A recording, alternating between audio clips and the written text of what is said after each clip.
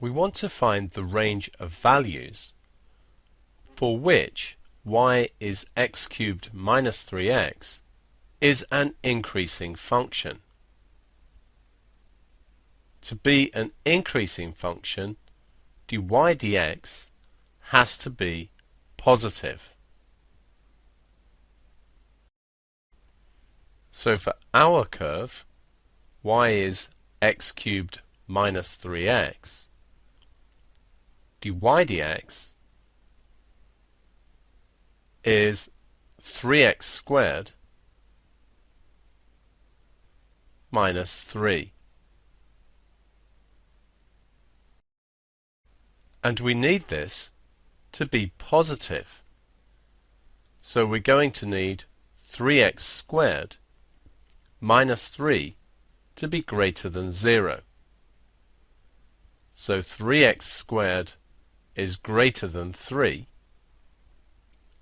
and dividing both sides by 3 gives x squared is greater than 1.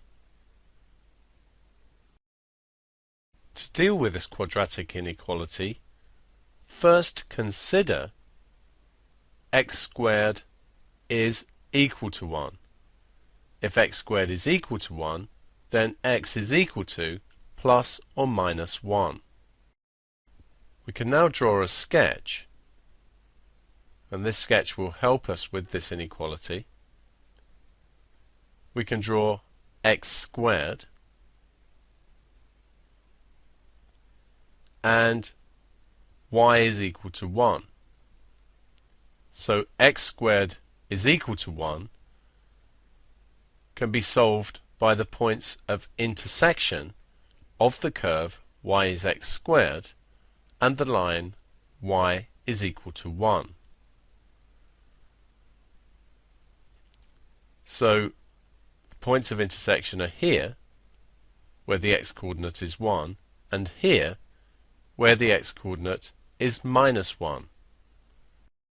Clearly, we want the points for which x squared is greater than 1, which means the points where the curve is above the line.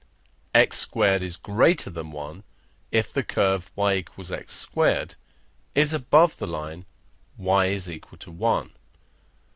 And that's going to happen for values of x beyond 1 or before minus 1, as we can clearly see from the sketch. So we want values of x less than minus 1 or more than 1. So either x is less than minus 1 or x is greater than 1.